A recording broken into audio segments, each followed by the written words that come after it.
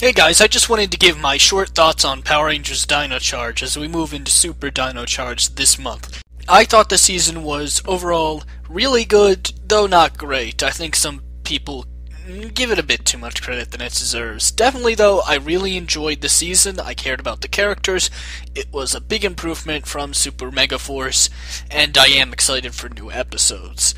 Compared to other seasons where sometimes you might get a few characters with a lot of development and then one or two of the Rangers that might feel quite lacking, this one I think went to give all five Rangers a good and balanced amount of personality and development within the show. My favorite is probably Kendall, actually, the one that becomes the Ranger in the end. But all of them are pretty good and likable. I like Riley, I like Chase. Koda's probably my least favorite of the main ones, just because he's sort of like a one-note joke. But he's still good for what he is, I think.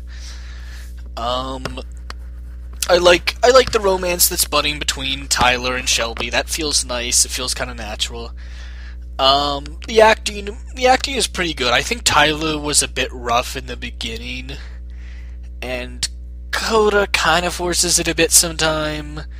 But overall, I'd say the acting is pretty good for Power Rangers. The theme songs on the lower end, but definitely not a bad theme. The suits are alright. The Zords I have a bit of the problem with. I think they're a bit too blocky.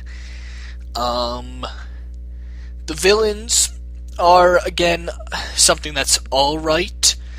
I wish a bit more could have been done with them, but we'll see. I am very much hoping they weren't all destroyed in the end of Dino Charge, that we do see, at the very least, Fury comes back. If Fury doesn't come back, I'll be very upset. But Sledge was the main villain this season, but he felt a lot more like a general, more like a Goldar than a main villain. But I guess he still worked fine for what he was. I liked how Keeper and Kendall both worked as mentors this season, one being the more technological, and I like how they felt like they didn't have to always have Keeper in an episode or always say something. He just appeared very rarely when he needed to be there, and I thought that was really well handled.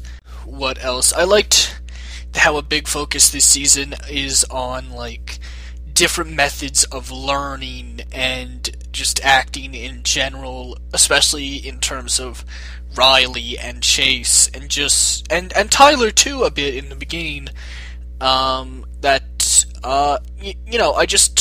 like how the message is being taught here. We've had a lot of episodes of Power Rangers do similar things, but it just feels specifically how it's being done here about just showing how there's different methods people work and different ways to the same conclusion, and even if they act differently, they're still working together on the same team, as opposed to the villains where they're technically the same team, but they're working a bit more divided, all of them with selfish interests that sometimes don't mesh. I like I like how all the Rangers that had to be adapted in this season and the next could have felt rushed and a bit overwhelming, but it was handled really well here and sort of went to almost a better version of the Overdrive searching for gems.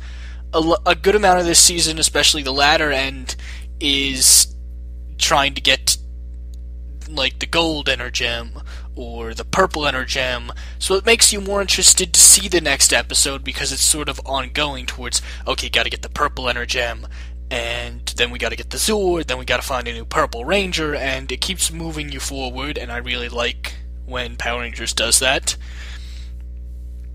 What else? I think I'll really like Heckle/Snide. Is that his name?